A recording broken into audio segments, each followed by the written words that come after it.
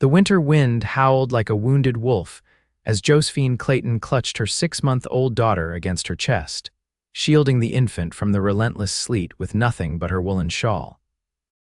Blood trickled down her temple, mingling with the rain and tears on her face as she stumbled through the darkness. The Montana wilderness of 1879, unforgiving to a woman with no horse, no provisions, and a baby who would surely die if they didn't find shelter soon. "Hush now, Emma," Josephine whispered, her breath forming clouds in the frigid night air. "Mama's got you. We're going to be safe now." But the words felt hollow even as she spoke them. Behind her lay the smoldering ruins of what had once been her life, a small homestead on the outskirts of Promise Creek, now nothing more than charred timber and broken dreams. And somewhere in those ruins lay the body of her husband, Thomas, a man whose gentle demeanor had hidden a gambling addiction that had finally caught up with him in the form of 3 men with guns, and a debt that could never be repaid. Josephine had been in the root cellar when they came, storing the last of autumn's potatoes, baby Emma sleeping in a basket nearby. The shouting had alerted her first, then gunshots. She'd peered through the cracks in the cellar doors to see Thomas fall, to see the men pouring coal oil over the floors of their small cabin. "She must be here somewhere," one of them had growled, striking a match. "Find her. Randall wants no witnesses." Josephine had grabbed Emma and slipped out through the small rear exit her husband had built for just such emergencies, a precaution she had once laughed at, believing the frontier had been tamed. Now, as lightning illuminated the vast prairie stretching before her, she realized just how wrong she had been. The storm had been a blessing in disguise, washing away her tracks as she fled. But it was also a curse, soaking her to the bone and threatening to steal what little warmth remained in her tired body. Emma's cries had quieted to whimpers, which frightened Josephine more than her louder protests. The baby was growing too cold, too weak. "Please, God," she prayed, stumbling over a hidden root and barely keeping her footing. "Send us help, send us shelter." As if in answer, a bolt of lightning split the sky, illuminating a structure in the distance, a barn or perhaps a cabin. Renewed hope surged through her exhausted limbs, giving her the strength to push forward. Closer now, she could see it was indeed a small cabin with a lean-to stable attached. A dim light flickered from within, promising warmth and perhaps mercy. Josephine hesitated only a moment before desperation drove her forward. Better to risk facing a stranger than certain death in the storm. Her knuckles were nearly blue with cold as she pounded on the rough-hewn door. "Help!" she cried, her voice barely audible over the storm. "Please help us." The door swung open so suddenly that Josephine nearly collapsed forward.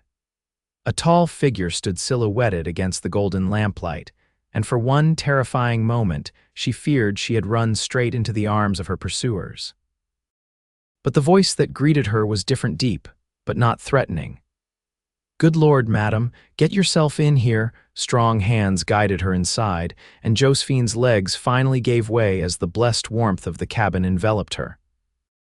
The man caught her before she hit the floor, one arm supporting her weight while the other helped cradle Emma. "You're safe now, both of you," he said, and something in his tone made her believe him. Through vision blurred by exhaustion and tears, Josephine looked up at her savior. He was younger than she'd expected, perhaps 30, with a face weathered by sun and wind, but handsome in its rugged way. Dark hair fell over a furrowed brow as concerned eyes, a startling blue, assessed her condition. "Name's Ross Galloway," he said, helping her to a chair near the fire. "And you look like you've ridden through hell to get here." As the light from the crackling fire illuminated her face, she saw his expression change, hardening as he noticed the blood on her temple, the bruises forming on her arms where she'd fallen in her flight. "Who did this to you, madam?" he asked, his voice dropping to a dangerous pitch. Josephine clutched Emma tighter. "Men," she managed, teeth chattering. "They came for my husband, a gambling debt. They killed him, burned everything." Ross's jaw tightened, but he asked no more questions. Instead, he moved with surprising efficiency for such a large man, gathering blankets and stoking the fire higher. He placed a kettle over the flames and retrieved a small bottle of whiskey from a cupboard. For medicinal purposes, he explained, pouring a small amount into a cup and adding hot water. It'll warm you from the inside. Can the little one take some milk? I keep a goat out back. Josephine nodded gratefully, accepting the warm drink with trembling hands. As Ross busied himself preparing milk for Emma, she took in her surroundings. The cabin was small but tidy, with none of the usual trappings of a family home. A bachelor's dwelling, then. A few books lined a crude shelf, surprising her. Worn saddlebags hung near the door, and a Winchester rifle rested in a rack on the wall. "Are you a rancher?" she asked, her voice still weak. Ross returned with a small cup of warm goat's milk. "Not exactly. I work cattle drives mostly, do some hunting and trapping in between." Was heading down to Texas next week. He watched as she carefully fed her daughter. "She's mighty small. How old?" 6 months, Josephine replied, relief flooding through her as Emma eagerly accepted the milk. "Her name is Emma." Ross nodded, seeming satisfied that the baby was taking nourishment. "And you are?" "Josephine Clayton. Joe, most call me." "Well, Mrs. Clayton, miss," she corrected automatically, then flinched. I suppose I'm a widow now." Something flashed across Ross's face, sympathy perhaps, or understanding. "Miss Clayton, then. You and Emma can take the bed tonight. I'll bunk down here by the fire." "I couldn't possibly. You can and you will," he interrupted, his tone gentle but firm. "You're half frozen and that little one needs her mama healthy. No arguments now." Too exhausted to protest further, Josephine allowed him to show her to the small but clean bed in the corner of the cabin. She settled Emma beside her, marveling at how quickly the infant had fallen asleep once warm and fed. "Thank you, Mr. Galloway," she murmured, already feeling consciousness slipping away. "We would have died out there." "Ross," he corrected. "And you're welcome, Miss Clayton." "Joe," she returned, her eyes closing. "Just Joe." As sleep claimed her, she heard him moving quietly around the cabin, securing doors and windows. Just before she drifted off completely, she felt the weight of another blanket being carefully laid over her and Emma.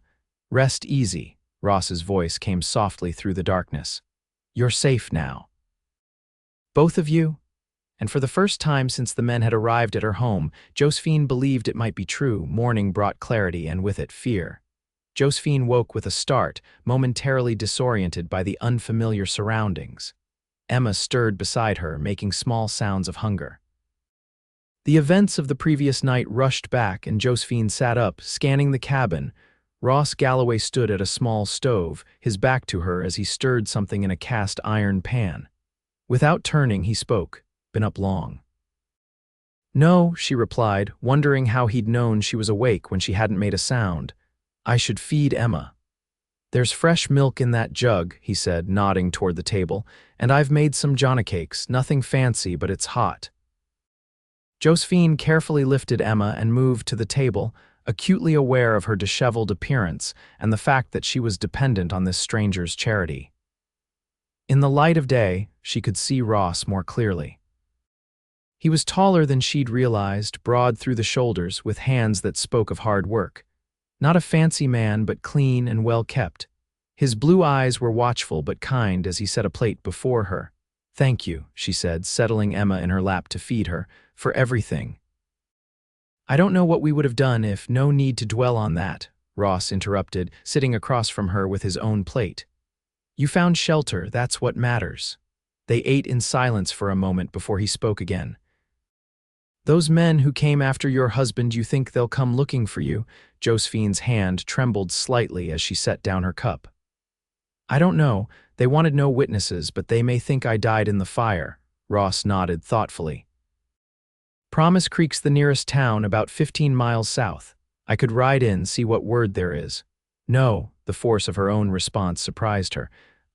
Please, I'm afraid to be left alone, and if someone sees you in town, asks questions." "Fair point," he conceded. "But we need to know what we're facing. I've got a neighbor, Sam Blackburn, lives about 5 miles west.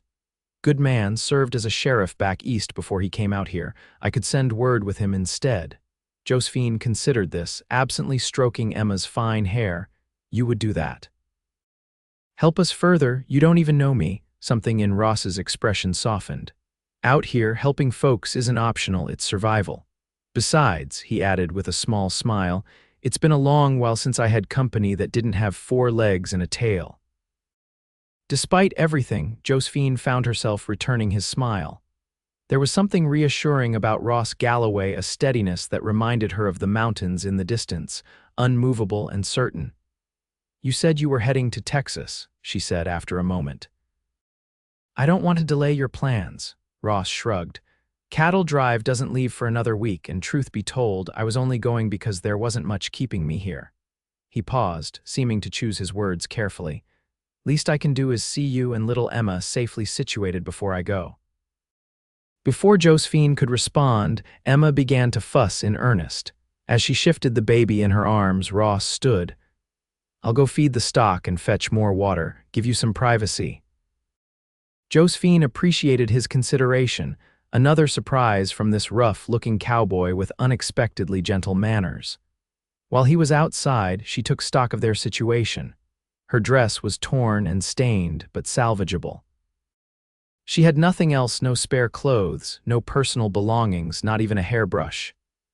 Everything she owned had burned with the cabin, and worse, she had no money, no means to start over. Thomas had handled their finances, and whatever they had was either destroyed or in the pockets of the men who killed him. By the time Ross returned, arms laden with firewood, Josephine had worked herself into a state of quiet panic. He must have read it in her face, for he set down his burden and approached her cautiously, as one might a spooked horse. One step at a time, he said, seeming to intuit her thoughts. First, we get word to Sam, then we figure out if those men are still around. After that, we'll see. We. Josephine echoed, Ross's ears reddened slightly. Figure of speech, but I meant what I said. I won't leave you and Emma without making sure you're safe. Something in his tone made her believe him, and Josephine felt some of the tension leave her shoulders. I don't know how I'll ever repay you. Not looking to be repaid, Ross replied simply. He glanced at Emma, now contentedly playing with a wooden spoon he'd given her. She seems happy enough now. She's always been an easy baby, Josephine said, grateful for the change of subject, even when. Her voice caught as she remembered the life they'd had just yesterday, humble but happy, with Thomas singing to Emma each night before bed. Ross seemed to sense her need for distraction. I need to ride out to Sam's place. It's not far, and I won't be gone more than 2 hours. Will you be all right here? Josephine nodded. We'll be fine. I could, perhaps tidy up while you're gone. It's the least I can do. No need for that, Ross said, already reaching for his coat and hat. But there's mending in that basket by the rocking chair if you're inclined. Never was much good with a needle myself. After he left, Josephine busied herself with the mending, grateful for the mundane task that kept her hands occupied and her mind from dwelling too much on all she had lost. Emma napped peacefully in a makeshift bed Ross had prepared from a wooden crate lined with soft blankets. True to his word, Ross returned before midday, bringing with him a middle-aged man with a silver-streaked beard and shrewd eyes. Sam Blackburn had the bearing of a lawman, even dressed in simple frontier clothes. Madam, he greeted her respectfully.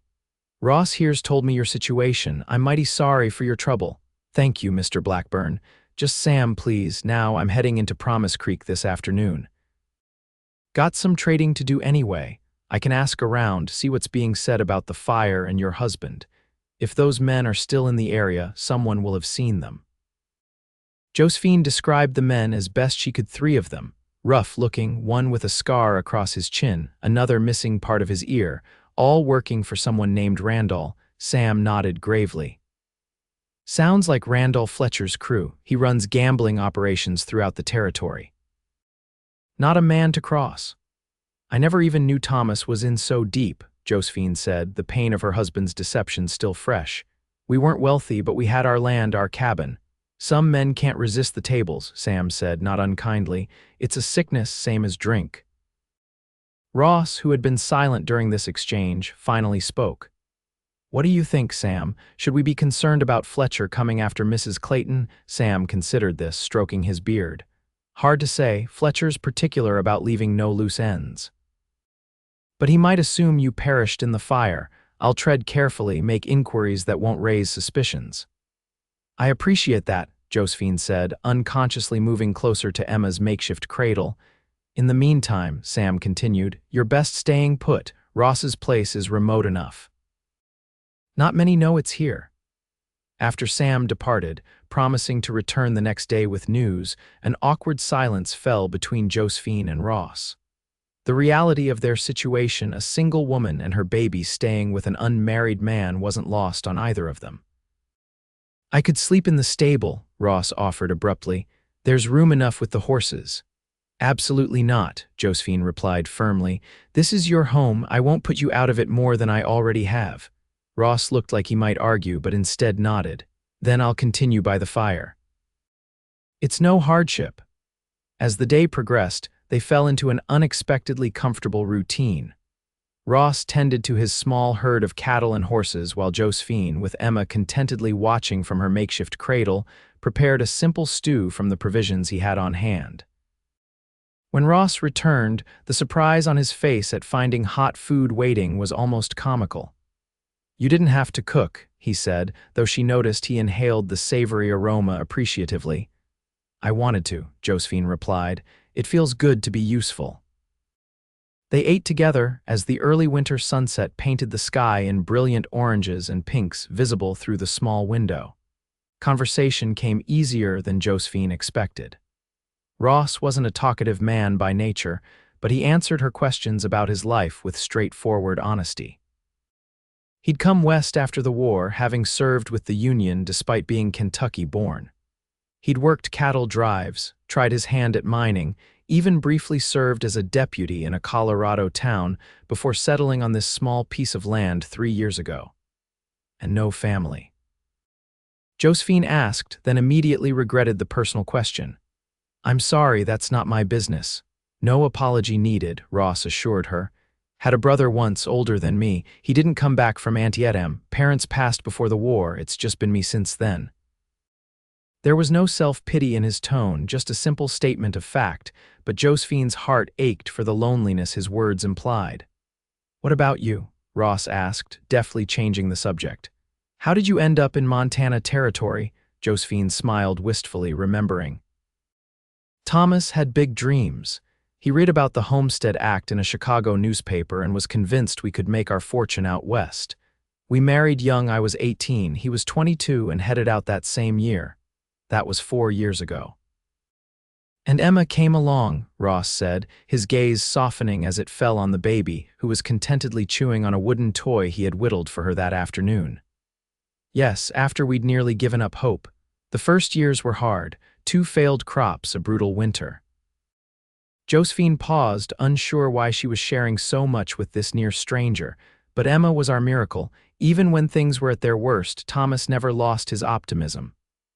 "Sounds like a good man," Ross said carefully. "He was," Josephine agreed, then sighed, "but he had demons too." "The gambling. I knew he played cards sometimes in town, but I had no idea he'd borrowed so much." Ross was quiet for a moment. "Some burdens are too heavy to share, even with those we love most." Something in his tone made Josephine wonder what burdens Ross Galloway carried alone, but she didn't ask. Instead, she rose and began clearing their dishes. As she worked, she was acutely aware of Ross sitting at the table, his presence both reassuring and disconcerting in ways she couldn't quite name. Later that night, after Emma had been fed and settled to sleep, Josephine sat by the fire mending one of Ross's shirts. He sat across from her in a well-worn armchair, reading by lamplight a book of poetry that had surprised her when she first noticed it on his shelf. "Tennyson?" she had asked, unable to hide her amazement. Ross had looked almost embarrassed. "Man's got to feed his mind as well as his body." Now, watching him read in the firelight, his brow furrowed in concentration, Josephine was struck by the contradictions of this man who had taken them in. Rough-hewn and gentle, solitary yet welcoming, a frontiersman who read poetry. "You're staring," Ross said without looking up from his book. Josephine felt heat rise in her cheeks. "I was just thinking that you're not what I expected." "And what did you expect?" he asked, marking his place with a finger and meeting her gaze. "I'm not sure," she admitted. "Someone less." Civilized, he supplied with a hint of amusement. Kind, Josephine corrected softly. Ross held her gaze for a moment longer than was comfortable before returning to his book. Get some rest, Joe. Tomorrow may bring challenges we can't foresee. His words proved prophetic. Sam Blackburn returned mid-morning with grim news. Randolph Fletcher's men were still in Promise Creek, and they were asking questions. They're offering $50 for information about a woman and child who might have escaped the fire, Sam reported. That's a fortune to some of the desperate types in town. Josephine felt the blood drain from her face. They know we're alive. Seems that way, Sam agreed. They found tracks leaving your property before the rain washed them away. They're searching the area now. Ross's expression darkened. How many men? 5 altogether. Fletcher himself is with them. Josephine clutched Emma tighter. What do we do? Sam and Ross exchanged a look that she couldn't interpret. You can't stay here, Sam said finally. It's only a matter of time before someone remembers Ross's place and makes the connection. Where would we go? Josephine asked, desperation creeping into her voice. I have no money, no family nearby. My sister lives in Bozeman, Sam offered. It's a good 3 days' ride from here, but you'd be safe there while we sort this out. Ross, who had been silent, finally spoke. I'll take them. Both Sam and Josephine looked at him in surprise. Ross, your cattle drive, Sam began. Can wait, Ross finished firmly. Or go without me, this is more important. The conviction in his voice silenced any further protest from Sam, who nodded slowly. It's a good plan. Fletcher won't know to look for a man traveling with a woman and child. You could pass as a family heading to visit relatives. A family. The word hung in the air between them, laden with implications that Josephine wasn't prepared to examine too closely. Instead, she focused on practicalities. When would we leave? Dawn tomorrow, Ross decided. We'll need supplies, warm clothes for you and Emma. I've got some things that might fit, Sam offered. My daughter left some clothes when she moved to Denver last year, and my wife might have something for the little one. The men began making plans, routes to take, supplies needed, weapons to bring. Josephine listened with a growing sense of unreality. Just days ago, she had been a farmer's wife with a small but comfortable home. Now she was a widow, a target, and about to embark on a dangerous journey with a man she barely knew, pretending to be his wife. Joe, Ross's voice broke through her thoughts. Does that sound all right to you? She realized both men were looking at her expectantly. I'm sorry, I was. What did you say? We'll need to travel light, just 1 horse and a pack mule, Ross repeated patiently. You and Emma will ride, I'll walk alongside. Josephine nodded, though the thought of being such a burden troubled her. I can walk too when possible. I'm stronger than I look. Something like admiration flickered in Ross's eyes. I don't doubt that for a moment. Sam left soon after with a list of supplies to bring back before nightfall. Once alone again, Josephine and Ross began preparations for their journey.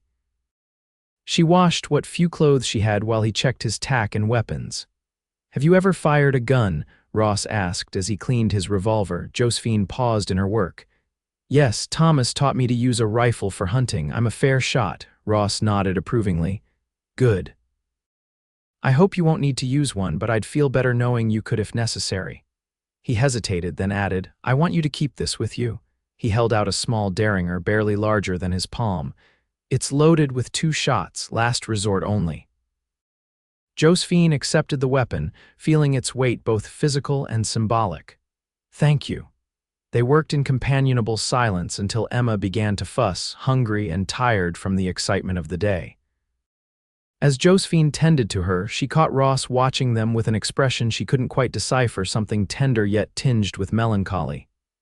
What is it? She asked softly. Ross seemed embarrassed to be caught staring.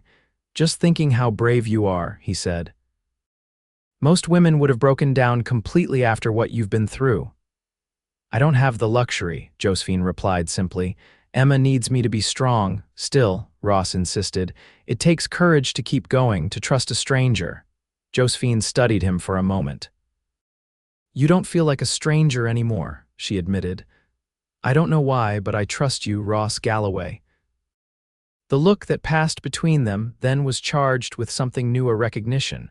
perhaps, of the unusual bond forming between them, forged in danger and necessity, but growing into something else entirely. Sam returned as the sun was setting, his saddlebags filled with supplies, food, ammunition, and clothing for both Josephine and Emma. His wife had sent a small stuffed bear for the baby, which Emma immediately clutched to her chest with delight. "The latest word in town is that Fletcher's men are heading north tomorrow," Sam reported. "They think you might have gone toward Fort Benton. That gives you an advantage, heading east to Bozeman." "Will they believe that?" Josephine asked anxiously. "I may have helped that belief along," Sam admitted with a slight smile. "Mentioned to a notorious gossip in the saloon that a woman fitting your description was seen on the North Road 2 days ago." Ross clapped Sam on the shoulder. "Good man." They spent the evening finalizing their plans. They would leave before first light, taking a little-used trail through the foothills before connecting with the main road to Bozeman. If all went well, they would reach Sam's sister in 3 days. "Emily's expecting you," Sam assured Josephine. "She'll welcome you like family until this blows over." Until this blows over, the phrase struck Josephine as woefully inadequate. Thomas was dead. Their home was destroyed. The life they had built together was gone. What would blowing over even look like? Later, as Josephine prepared for what would likely be her last night in the relative comfort of Ross's cabin, she found herself fighting tears for the first time since the night of Thomas's murder. Perhaps it was the kindness of these men, the stuffed bear for Emma, or simply exhaustion, but suddenly the enormity of her loss threatened to overwhelm her. She must have made some sound, for Ross appeared in the doorway, concern evident in his expression. "Joe, are you all right?" She hastily wiped her eyes. "Yes, I'm fine, just tired." Ross didn't move, clearly unconvinced. "It's all right to grieve, you know. You don't have to be strong every minute." His gentle understanding was her undoing. The tears she had been holding back broke free, and before she knew it, she was sobbing for Thomas, for their lost home, for the uncertain future that stretched before her and Emma. And then Ross was there, his strong arms enfolding her, offering comfort without words. Josephine leaned into him, accepting his strength when hers had finally faltered. She could feel his heartbeat, steady and reassuring, beneath her cheek. "I'm sorry," she managed after a moment, pulling back slightly. "I've soaked your shirt." "It's seen worse," Ross replied, his voice rough with emotion. His hands remained gently on her shoulders, and for a breathless moment, Josephine thought he might pull her close again. Instead, he stepped back, creating a proper distance between them once more. "Try to get some sleep," he said. "Dawn comes early, and we've got a long journey ahead." Josephine nodded, suddenly acutely aware of their situation alone in his home, the boundaries between them blurring in ways that both comforted and confused her. "Good night, Ross, and thank you for everything." He hesitated in the doorway, looking back at her with an intensity that made her breath catch. "No need for thanks, just doing what any decent man would do." But as he turned away, Josephine couldn't help thinking that Ross Galloway was far from just any man. True to his word, Ross woke her before dawn, moving quietly so as not to disturb Emma, who was still peacefully asleep. Outside, the world was dark and silent, the storm having passed to leave a clear, star-filled sky. "Cold morning," Ross observed as they loaded the last of their supplies onto the pack mule, "but good traveling weather if it holds." Sam had brought his own horse and would accompany them for the first few miles to ensure they weren't followed. As they prepared to depart, he handed Ross a sealed envelope. "Letter of introduction to my sister," he explained, "and a bit of money to see you through." Ross tried to refuse the money, but Sam was insistent. "Consider it a loan if your pride demands it. Pay me back when this is all settled." With final handshakes and whispered goodbyes, they set off as the first pale light of dawn began to streak the eastern sky. Josephine rode Ross's most reliable horse, a sturdy bay gelding named Samson, with Emma securely bundled and strapped to her chest in a makeshift carrier Sam's wife had fashioned. The early hours of their journey passed in tense silence, all of them listening for any sound that might indicate pursuit. When they reached a fork in the trail, Sam reined in his horse. "This is where I leave you," he said. Keep to the trails we discussed. Avoid the main roads until you're past Silver Creek. Ross extended his hand. We can't thank you enough, Sam. Just get them to Emily safely, Sam replied, clasping Ross's hand firmly. And watch your back. Fletcher's not a man to cross. With that, Sam turned his horse and disappeared back down the trail toward Promise Creek. Josephine watched him go with a mixture of gratitude and apprehension. Without Sam's steady presence, the reality of their situation seemed suddenly more precarious. As if sensing her thoughts, Ross moved closer to her horse. We'll be fine, he assured her. I know these hills better than any of Fletcher's men. Josephine nodded, drawing strength from his confidence. Lead on, then. The day unfolded in a rhythm of steady travel interspersed with brief rests to tend to Emma. The baby, to Josephine's relief, seemed to enjoy the journey, watching the passing landscape with wide, curious eyes and occasionally reaching out to pat Samson's mane. Ross walked beside them, leading the pack mule and keeping a vigilant eye on their surroundings. Occasionally, he would point out landmarks or wildlife, a hawk circling overhead, a distant herd of elk, the snow-capped peaks that marked the edge of the territory. By midday, they had covered a good distance, following a narrow trail that wound through stands of pine and aspen. When they stopped to rest near a small creek, Ross helped Josephine down from the horse, his hands strong and steady at her waist. How are you holding up? He asked, his eyes searching her face for signs of fatigue. Better than I expected, Josephine admitted. But I'm worried about Emma. She hasn't been fussy, but this is a lot for a baby. Ross's gaze softened as it fell on the infant, who was contentedly playing with the stuffed bear. She's resilient, like her mother, but we'll make camp early today, give both of you a chance to properly rest. As he spoke, a distant sound caught his attention, the faint but unmistakable report of a rifle. Ross was instantly alert, hand moving to his gun. Could be hunters, Josephine suggested, though her heart had begun to race. Could be, Ross agreed, but his expression remained grim. Let's move on. There's a sheltered hollow about 2 miles ahead where we can stop and listen. They resumed their journey with increased caution, Ross now leading Samson rather than walking alongside. He kept them to the densest parts of the forest, where the trees would provide cover from distant observers. Josephine held Emma close, trying to keep her quiet as the baby began to grow restless. The hollow Ross had mentioned turned out to be a small clearing surrounded by dense pines, with a rocky outcrop providing additional shelter. As soon as they stopped, Ross helped Josephine and Emma dismount and led them to the protected area. Stay here, he instructed, his voice low. I'm going to climb up and see if I can spot anyone following us. Josephine watched anxiously as he scaled the rocks with surprising agility, disappearing from view at the top. Emma began to whimper, sensing the tension, and Josephine busied herself with feeding and comforting the baby while straining to hear any sound of Ross's return. When he finally reappeared, sliding down the rock face with controlled movements, his expression was grave.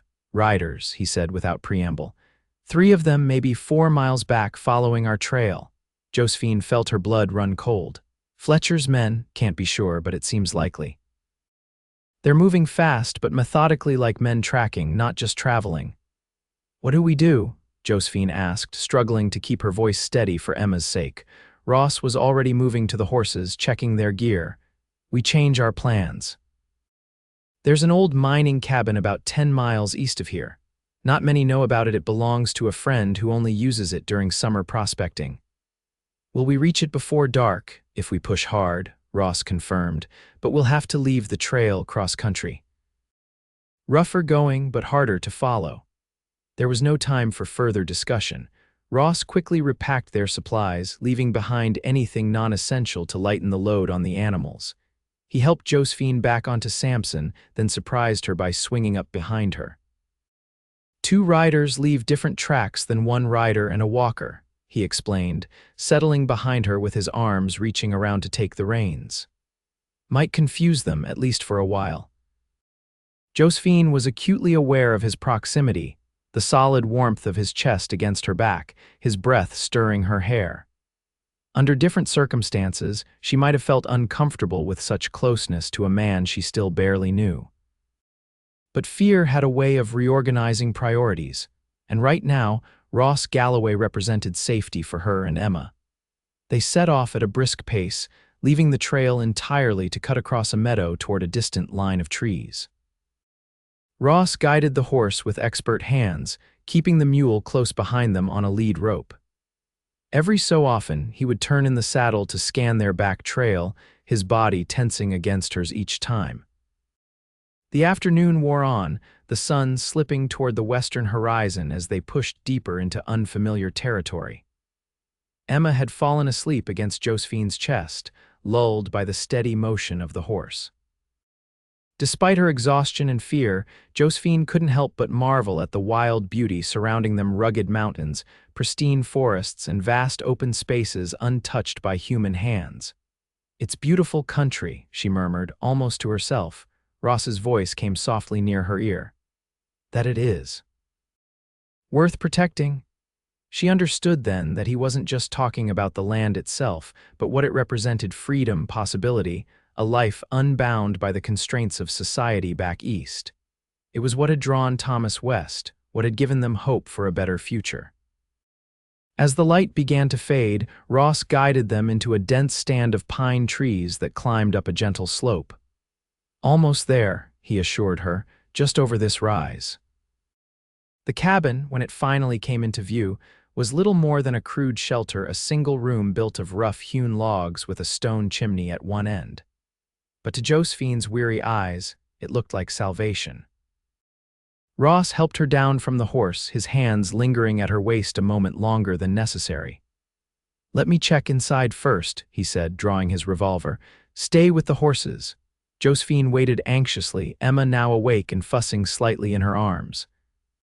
The fading daylight cast long shadows across the small clearing, and every sound from the surrounding forest made her start. When Ross reappeared in the doorway, his gun holstered, she nearly sagged with relief. "All clear," he called softly.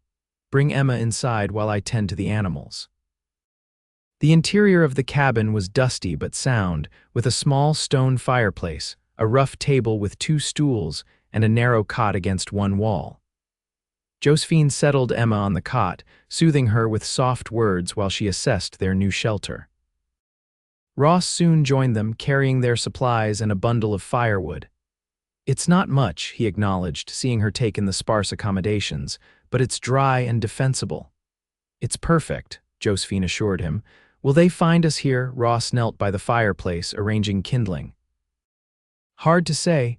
We covered a lot of ground, and I was careful to leave as little trail as possible, but Fletcher's men aren't amateurs." As the fire caught and began to spread warmth through the cabin, Josephine busied herself with caring for Emma while Ross secured the single window and door as best he could.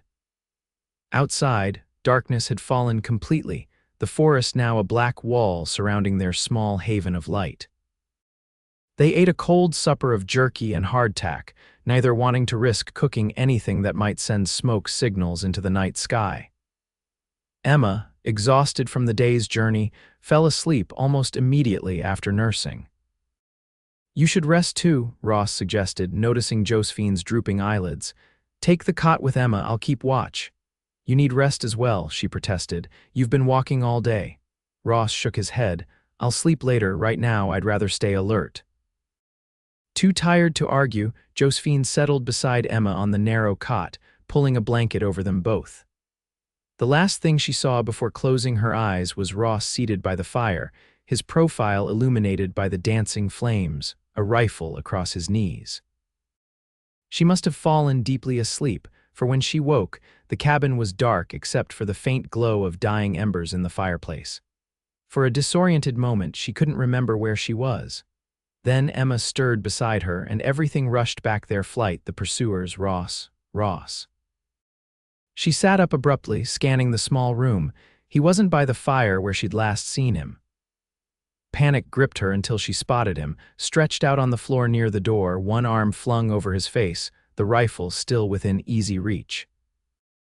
Relief flooded through her, followed by a wave of tenderness she wasn't prepared for. This man, this stranger who had become so much more in so short a time, had risked everything to protect her and Emma. She found herself watching him sleep, the strong lines of his face softened in repose, his chest rising and falling with each steady breath. A sound from outside shattered the moment, the distant but unmistakable whinny of a horse. Not their own animals, which Ross had secured in a small lean-to behind the cabin, but another, somewhere in the darkness. Josephine froze, listening intently. There it was again, and now voices, too faint to make out words but clear enough to identify as human and male.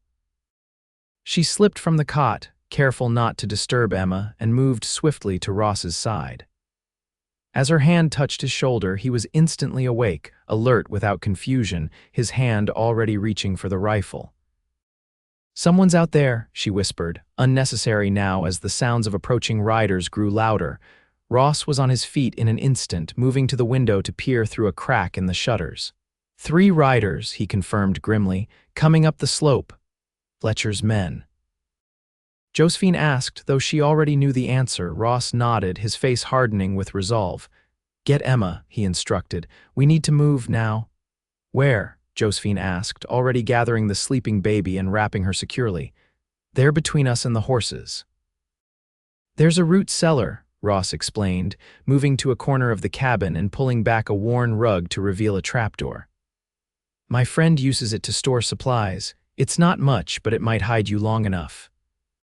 Josephine stared at the dark opening he had revealed, memories of the root cellar at her own home where she had hidden as Thomas was murdered, threatening to overwhelm her. "And you?" Ross's expression was grim but determined. "I'll lead them away from here, make them think we've already moved on." "No," the word escaped before she could stop it. "They'll kill you." "I can handle myself," Ross assured her, though the set of his jaw betrayed his own uncertainty. "And I know these mountains better than they do." Outside, the voices were clearer now, men calling to each other as they approached the cabin. There was no time for argument. "Please," Josephine begged, clutching Emma tighter, "come with us, hide until they're gone." For a moment, Ross looked torn, his gaze moving from her face to Emma, then to the door where danger approached. Finally, he gave a short nod. "All right, but if they find us?" "They won't," Josephine said with more confidence than she felt. Ross quickly gathered their most essential supplies and helped Josephine down into the root cellar, little more than a shallow pit dug into the earth beneath the cabin, reinforced with rough timber. It smelled of damp earth and old potatoes, but it was their only hope. He followed her down, pulling the trapdoor closed above them. In the absolute darkness, Josephine felt rather than saw him move closer, his arm coming around her shoulders protectively as Emma stirred between them. "Not a sound now," he whispered, his lips close to her ear. They waited, scarcely breathing, as boots thudded on the cabin floor above them. Muffled voices filtered down, men searching, cursing their luck at finding an empty cabin. Dust sifted down through the cracks in the trapdoor as the intruders moved around. "They've been here," one voice said, clearer than the others. "Fire's still warm, can't have gone far." "Check outside," another ordered. "Maybe they heard us coming and bolted." Footsteps receded, then returned. More discussion, angry and frustrated. Emma began to stir in Josephine's arms, making small sounds that threatened to become cries. In desperate silence, Josephine tried to soothe her, rocking gently while praying the men wouldn't hear. Ross reached out in the darkness, his hand finding her face, then moving down to gently stroke Emma's cheek. To Josephine's amazement, the baby quieted at his touch, turning her face toward his hand with a soft sigh. Above them, the search continued. Someone kicked over what sounded like a stool. Another man suggested burning the cabin but was overruled. "Fletcher wants the woman alive," the apparent leader reminded them. "And the kid too, no fires." Josephine shuddered at the confirmation that it was indeed Fletcher's men and that they were specifically hunting for her and Emma. Ross's arm tightened around her shoulders, offering what comfort he could in the confined space. Finally, after what seemed like hours but was probably only 20 minutes, the men appeared to give up. Their voices receded, accompanied by the sounds of horses being mounted. "They've probably gone east toward Bozeman," one voice drifted back. We'll pick up their trail at first light." Even after the sounds of the riders had faded completely, Ross insisted they remain hidden a while longer. They sat in the darkness, Emma now sleeping peacefully between them, their bodies close in the confined space. "You think they're really gone?" Josephine whispered finally. "For now," Ross replied, his voice equally soft, "but they might have left someone to watch." "We should wait until dawn before we move." Dawn seemed an eternity away, but Josephine nodded, forgetting he couldn't see her in the pitch darkness. "All right." The hours that followed were simultaneously the longest and strangest of Josephine's life. Confined in absolute darkness with a man who had been a stranger just days ago, yet who now felt like her only lifeline in a world gone mad. They spoke little, aware that sound might carry, but the silence between them was not uncomfortable. At some point, Emma woke and began to fuss with hunger. Josephine fed her as discreetly as possible, grateful for the darkness that provided privacy. "She's a good baby," Ross observed quietly. "Hardly makes a fuss." "She's always been that way," Josephine replied, smiling in the darkness. Even when she was born, just one cry to announce herself, then quiet curiosity, as if she was too interested in the world to waste time complaining about it. Ross chuckled softly. "Sounds like she takes after her mother." The compliment warmed Josephine more than it should have. "I've done my share of complaining," she admitted. "Especially those first winters here. Thomas used to tease me about my city girl sensibilities." "Where were you from originally?" "Chicago. My father was a printer. I never imagined I'd end up in Montana territory, living in a cabin, much less." She trailed off, the present circumstances suddenly overwhelming again. "Much less running for your life," Ross finished gently. "Yes." His hand found hers in the darkness, a gesture of comfort that felt as natural as breathing. "For what it's worth, I think you're the bravest woman I've ever met, Joe Clayton." Before she could respond, a noise from above made them both freeze. Footsteps, slow and deliberate, moved across the cabin floor. One of Fletcher's men must have stayed behind after all, or returned when the others were out of sight. Ross's hand moved to his gun, and Josephine felt him tense beside her, ready for whatever might come. Emma, perhaps sensing their fear, remained mercifully quiet, her small body warm against Josephine's chest. The footsteps stopped, directly above the trapdoor. Josephine held her breath, certain their hiding place had been discovered. But after a long, tense moment, the steps moved away, followed by the sound of the cabin door opening and closing. They waited, hardly daring to breathe, but no further sounds came from above. Eventually, Ross relaxed slightly beside her. "I think he's gone," he whispered. "But we should wait a bit longer, just to be sure." The night stretched on interminably. Josephine dozed fitfully, her head eventually coming to rest on Ross's shoulder. He remained vigilant, alert to every sound, one arm protectively around her and Emma.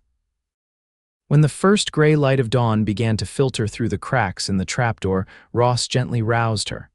"Time to move," he said, "while we still have the advantage of early light." Carefully, he pushed open the trapdoor and peered out, gun ready.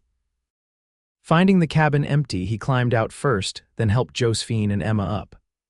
The morning air was crisp and cold after the close confines of their hiding place, and Josephine took a deep breath, grateful for its freshness. Ross quickly assessed the cabin. They searched thoroughly but didn't take much, probably in too much of a hurry. "What now?" Josephine asked, settling Emma more comfortably in her arms. The baby was awake and alert, seemingly unaffected by their night in hiding. Ross was already gathering their supplies. "We can't stay here. They know about this place now and they'll be back. We need to keep moving toward Bozeman, but not by the route they're expecting." "Is there another way?" "A harder one," Ross admitted.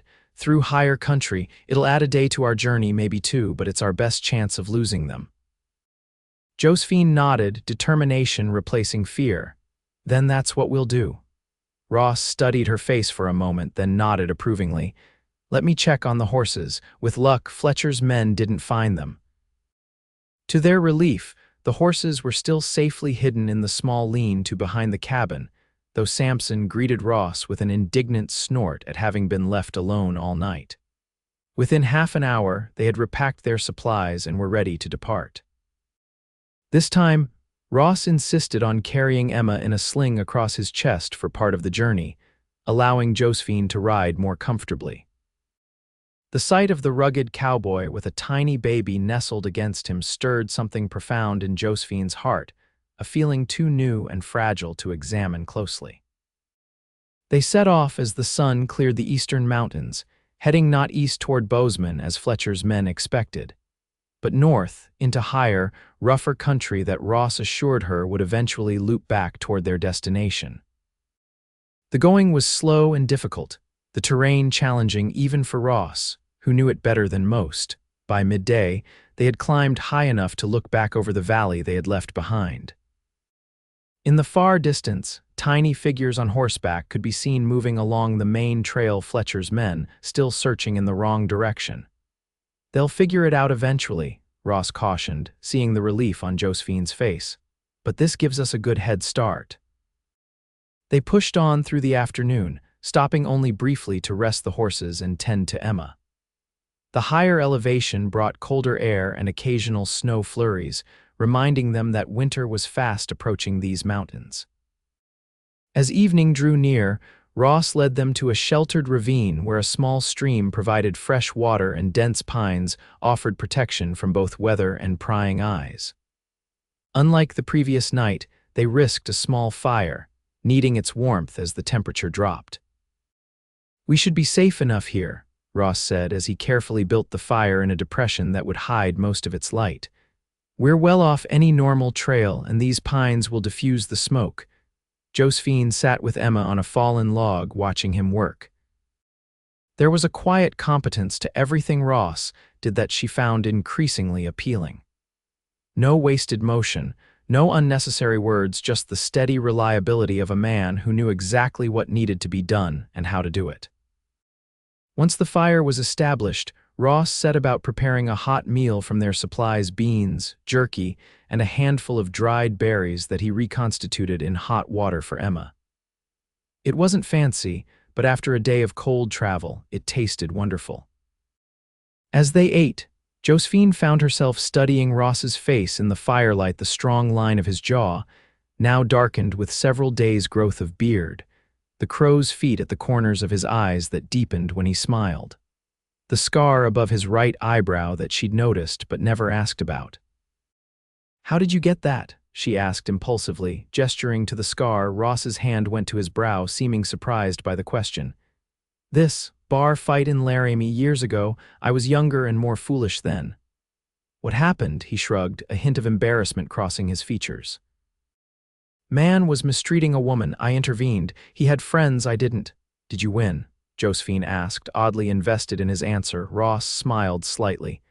"Depends on how you define winning. I'm still here. So is the lady in question, I expect." "The man and his friends spent some time recovering, from what I heard." There was no boasting in his tone, just a matter-of-fact recounting. Josephine could easily imagine a younger Ross standing up for someone vulnerable, regardless of the cost to himself. It was the same instinct that had led him to take in her and Emma, to risk his life to protect them. "Thank you," she said suddenly. Ross looked up from his plate, puzzled. "For what?" "For being the kind of man who would step into a fight to protect a woman you didn't know. For being the kind of man who would take in strangers on a stormy night. For being—" She hesitated, then finished simply, "For being you." The firelight wasn't quite enough to hide the flush that rose to Ross's cheeks. "Any decent man would do the same," he demurred. "No," Josephine said with certainty, "they wouldn't. Thomas was a good man in many ways, but he wouldn't have fought for a stranger. Few would." Ross was silent for a moment, seemingly uncomfortable with her praise. Finally, he said, "Your husband loved you and Emma. That counts for a lot." "Yes," Josephine agreed softly. "He did love us. But love isn't always enough, is it? It doesn't stop you from making bad decisions, from keeping secrets, from—" She trailed off, suddenly aware she was speaking ill of the dead of a man whose body was barely cold. "From being human," Ross finished for her. "We all make mistakes, Joe. Some just have bigger consequences than others." His understanding, free of judgment, allowed Josephine to acknowledge the complex grief she felt, not just for Thomas's death, but for the revelations that had come with it. The gambling debt. The lies about their financial situation, the danger he had unwittingly placed them in. I keep thinking about what I could have done differently, she admitted. If I'd known about the debt, maybe I could have helped somehow. Or maybe you'd have just shared his worry without being able to change the outcome, Ross pointed out gently. You can't know, Joe, and blaming yourself won't bring him back or change what happened. Emma, who had been contentedly playing with the stuffed bear, now began to fuss, ready for sleep. Josephine gathered her up, grateful for the distraction from her troubled thoughts. I'll set up shelter for the night, Ross said, rising. It'll be colder up here than we've been used to. While Josephine settled Emma, Ross rigged a simple lean-to using pine boughs and the tarp he had packed. It wasn't much, but it would block the wind and reflect the heat from their small fire back toward them. As night fully descended, bringing with it a sea of stars more brilliant than Josephine had ever seen, they settled into their makeshift shelter. Emma slept between them, a warm bundle that somehow made the cold ground and cramped conditions more bearable. Will we reach Bozeman tomorrow? Josephine asked softly, watching the fire's dying embers. Ross shook his head. Day after, more likely. The terrain gets rougher from here before it improves, but we're making good time. Josephine nodded, trying not to show her disappointment. Every additional day on the trail was another day of risk, another day of watching over their shoulders for Fletcher's men. As if reading her thoughts, Ross added, We're safe for tonight, Joe. Try to rest. Despite her exhaustion, sleep was elusive. Beside her, Ross seemed equally wakeful, his breathing never settling into the deep rhythm of slumber. In the intimate darkness of their shelter, with Emma sleeping peacefully between them, a strange new tension had developed, unspoken but undeniable. Ross, she whispered after a long silence. His voice came back equally soft. What will happen when we reach Bozeman? After you've delivered us safely to Sam's sister. There was a pause before he answered. I hadn't thought that far ahead, but something in his tone told Josephine he had indeed thought about it, perhaps as much as she had. Will you still go to Texas for the cattle drive? Another pause, longer this time. I'm not sure, depends on a few things. What things? Josephine pressed, though part of her already knew the answer. In the darkness, she felt rather than saw him turn toward her. On whether I have reason to stay. The words hung between them, laden with meaning neither was quite ready to acknowledge fully. Josephine's heart beat faster, a mixture of anticipation and fear coursing through her. It was too soon after Thomas, too complicated with Fletcher still hunting them, too uncertain in every way. Yet she couldn't deny the connection that had formed between them, a bond forged in danger and desperation, but growing into something deeper with each passing day. Ross Galloway, with his quiet strength and unwavering protection, had become more than a rescuer. He had become a possibility she had never anticipated. We should try to sleep, Ross said finally, breaking the charged silence. Tomorrow will be difficult terrain. Yes, Josephine agreed, grateful for the return to practicalities. Good night, Ross. Good night, Joe. Despite the unresolved tension between them, exhaustion eventually claimed them both. Josephine's last conscious thought was of how strange life could be, how a week ago she had been a farmer's wife, and now she was a widow on the run, sleeping beside a man who stirred feelings in her that both frightened and exhilarated her. Morning brought frost and renewed purpose. They broke camp efficiently, Ross showing Josephine how to obliterate all signs of their presence before they departed. The day's journey was indeed difficult, taking them through rocky passes and dense forest where no clear trail existed. Ross led the way confidently, though occasionally he would stop to consult what looked to Josephine like nothing more than the position of the sun and the distant mountain peaks. How do you know where we're going? She asked during one such pause. Ross smiled slightly. I trapped up here for 2 seasons before I bought my place. You learn the land when your life depends on it. By midday, they had begun their descent from the highest passes, the terrain gradually becoming less severe. Ross seemed to relax slightly as they entered a series of small valleys, each opening onto the next like links in a chain. We're beyond where Fletcher's men are likely to search, he explained as they stopped to rest and water the horses at a small stream. Few know these high passes exist, and fewer still would attempt them with winter coming on. Josephine felt some of her own tension ease at his words. Emma, too, seemed to sense the change in atmosphere, babbling happily as Ross held her while Josephine stretched her legs. "She likes you," Josephine observed, watching as Emma patted Ross's bearded cheek with her tiny hand. "The feeling's mutual," Ross replied, his expression softening as he looked down at the baby. "She's a brave one, just like her mama, not a complaint through all of this." Josephine was struck again by the natural way Ross interacted with Emma, no awkwardness or hesitation, just genuine affection and care. It was not something she had expected from a solitary cowboy more accustomed to horses than children. They continued their journey through the afternoon, making better time now on the gentler terrain. As evening approached, Ross led them to a small clearing beside a larger stream, where the remains of an old campsite suggested others had found this spot hospitable in the past. "We'll rest here tonight," he decided. "Should reach Bozeman by late afternoon tomorrow if all goes well." The news brought Josephine a mixture of relief and an unexpected melancholy. Safety was within reach, but what then? The question she had asked Ross the night before remained largely unanswered. As they made camp more comfortably than the previous night, Josephine found herself watching Ross with new awareness. The way he moved, efficient and sure. The gentleness with which he handled Emma, now completely comfortable in his arms. The quiet consideration he showed Josephine herself, anticipating her needs before she voiced them.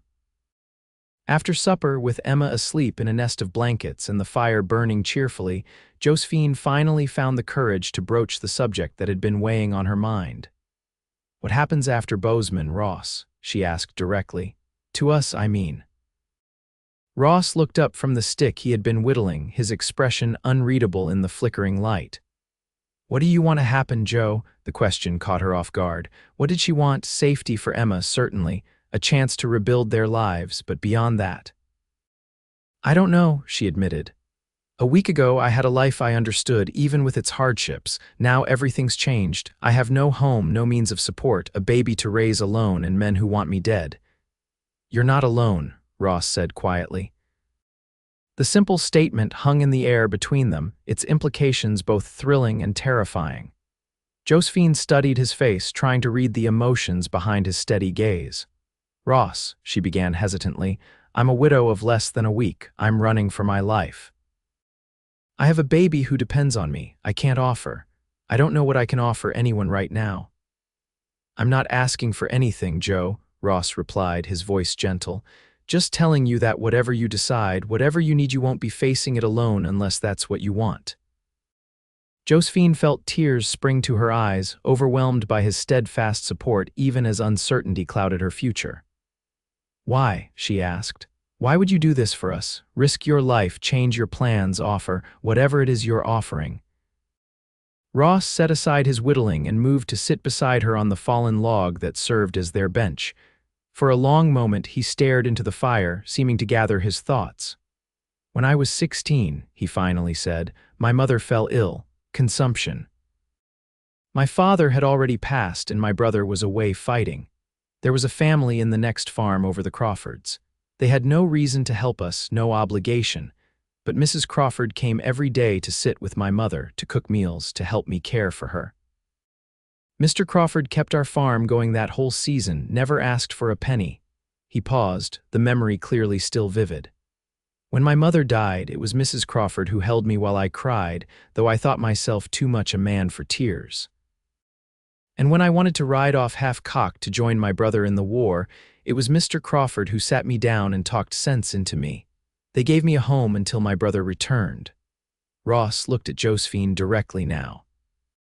"What I'm trying to say is that sometimes people come into our lives when we need them most. The Crawfords did that for me. Maybe I'm meant to do that for you and Emma. I don't know what shape it takes or what you want it to be. I just know I'm not walking away." Josephine was deeply moved by both his story and the simple conviction behind it. "The Crawfords taught you well," she said softly. Ross smiled slightly. "They did at that." though I'm not sure they expected their lessons to lead me to hiding in root cellars from gunmen or trekking through mountain passes with a widow and a baby. Despite everything, Josephine found herself laughing. Life does take unexpected turns. That it does, Ross agreed, his smile widening. In the firelight, with his guard down, he looked younger. The weight of their situation temporarily lifted from his shoulders. Without conscious thought, Josephine reached out to touch his cheek, her fingers brushing against his beard. Ross went very still, his eyes never leaving hers.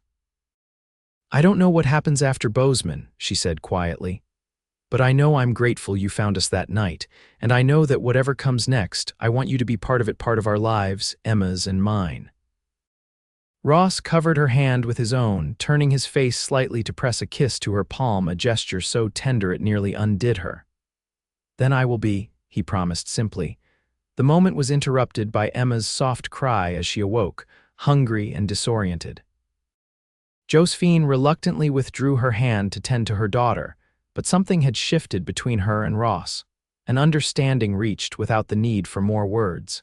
Later, as they settled for the night beneath the stars, the arrangement was different than previous nights.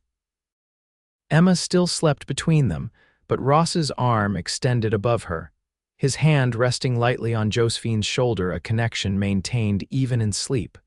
Morning brought renewed purpose, and a lightness that seemed to infuse their final day of travel. The landscape grew increasingly familiar to Ross as they descended toward the valley where Bozeman lay. "See that ridgeline?" he pointed out midday. "Once we cross that, we're only about 2 hours from town." Josephine felt a rush of relief, tempered by the knowledge that reaching Bozeman didn't necessarily mean an end to danger. Fletcher was not a man who gave up easily, according to Sam. As if sensing her thoughts, Ross added, "Sam's sister's place is just outside town. Isolated enough for privacy, close enough for protection if needed. She's married to one of the deputies." "You've been there before," Ross nodded. "A few times. Emily and her husband Robert are good people. You and Emma will be welcome there." "And you?" Josephine couldn't help asking.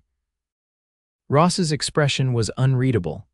"I'll need to decide some things once we arrive." Before Josephine could press further, a sound from behind them caught their attention, the distant but unmistakable crack of a rifle shot, followed by a bullet splintering the bark of a tree just yards ahead. "Down!" Ross shouted, already pulling Josephine and Emma from the horse.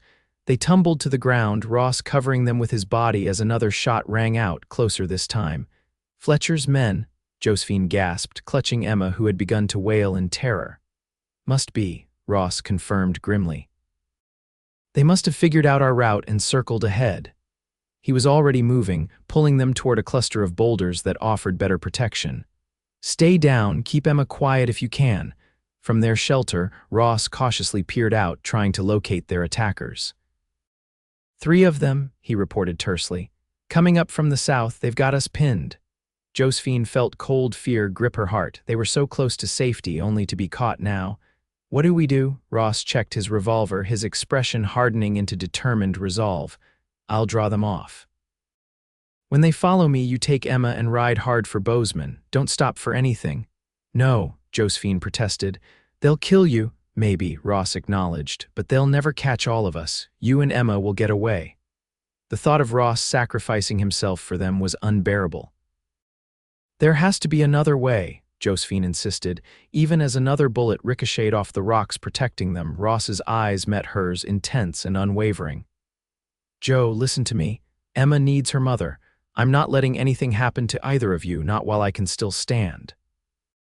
Before she could argue further, a new sound interrupted hoofbeats, multiple horses approaching fast from the direction of Bozeman.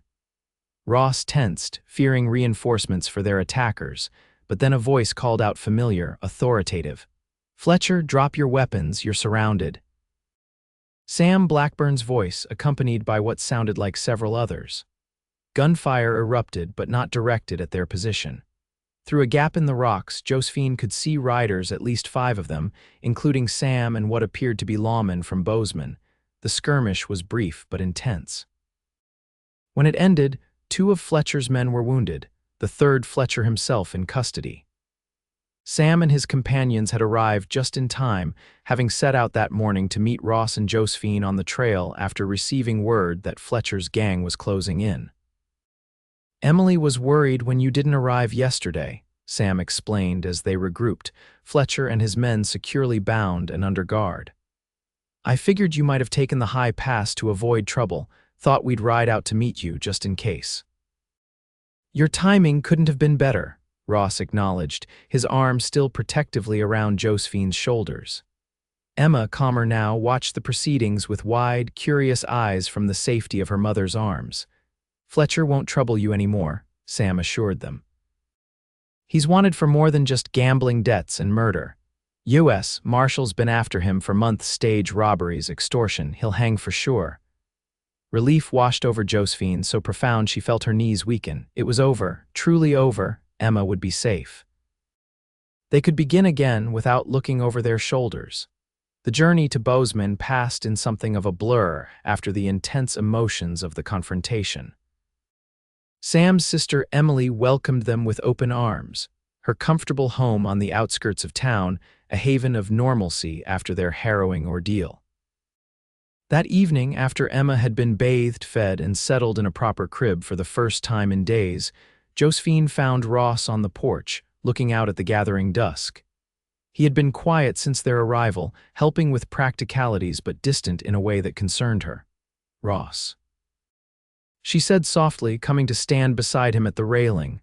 "Are you all right?" He turned to her, his expression unreadable in the fading light. "Just thinking." "About what happens now?" Josephine guessed. Ross nodded. "Sam says he can get word to the cattle drive that I won't be joining.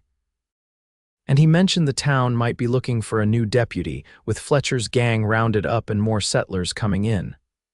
"You'd consider that, staying in Bozeman?" "I might," Ross allowed, "if I had reason to." The air between them was charged with possibility, with words still unspoken but hovering just below the surface. Josephine took a deep breath, gathering her courage. "I know it's soon," she began. "Too soon, perhaps, by most people's reckoning.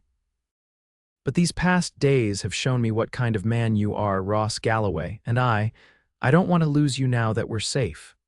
Ross turned to face her fully, hope and uncertainty mingled in his expression. "What are you saying, Joe?" "I'm saying I want you to stay," she replied simply. "Not just in Bozeman, but in our lives, Emma's and mine.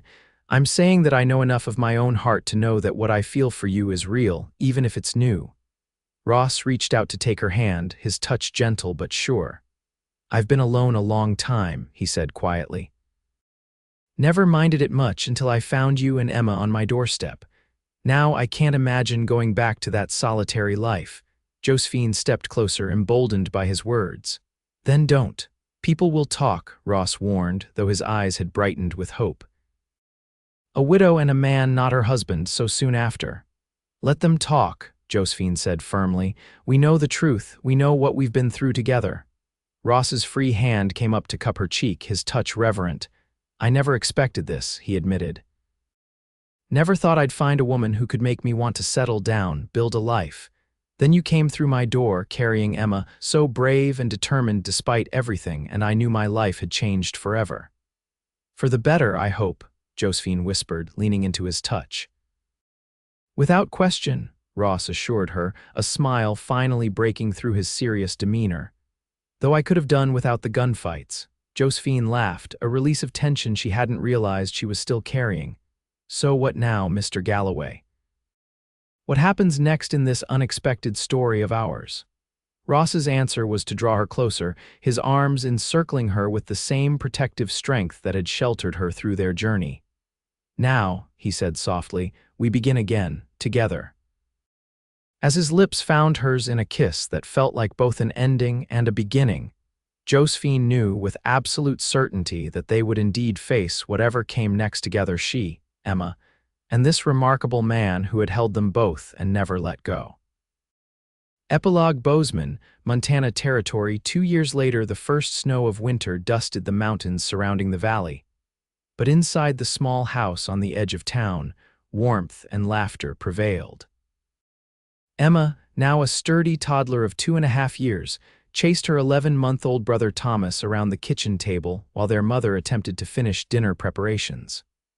"Robert Galloway," Josephine called, trying to sound stern but failing to hide her amusement. "Your children are running wild while I'm trying to cook. Some assistance would be appreciated." From the front room came the sound of a newspaper being folded, followed by footsteps. Ross appeared in the doorway, deputy's badge gleaming on his chest, a smile spreading across his face at the domestic chaos before him. "Seems to me they're doing just fine," he observed, catching little Thomas as the boy careened toward him with outstretched arms. "Just high spirits." "It's a trait they get from their mama." Josephine raised an eyebrow. "Is that so? And here I thought Emma's tendency to scale furniture came directly from her papa's side." "Papa," Emma exclaimed, abandoning her chase to throw herself at Ross's legs. "Up." With practiced ease, Ross scooped up both children, one in each arm, eliciting squeals of delight. "How about we let Mama finish supper in peace? I think someone promised to help me check on the new kittens in the barn." "Kitties."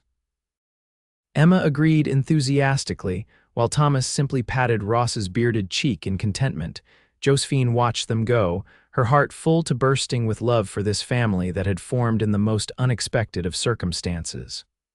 Ross paused at the door, turning back to catch her watching. "What?" he asked, a knowing twinkle in his eye. "Nothing," Josephine replied, smiling. "Just thinking how fortunate I am." Ross's expression softened, the love in his eyes as clear and steady as it had been that night on Emily's porch 2 years ago when they had decided to build a life together. "We all are, Joe, every single day." As they disappeared toward the barn, Josephine returned to her cooking, humming softly to herself. Outside, the snow began to fall more heavily, but inside their home, all was warmth and security and love, a stark contrast to that stormy night when she had fled with Emma, terrified and alone. She thought briefly of Thomas, Emma's father, hoping he would be at peace knowing his daughter was loved and protected. She thought of the long journey that had brought her here, the losses and gains, the terror and joy, the endings and beginnings. And she thought, with profound gratitude, of the cowboy who had opened his door on a stormy night, who had held them both, and who had never let go.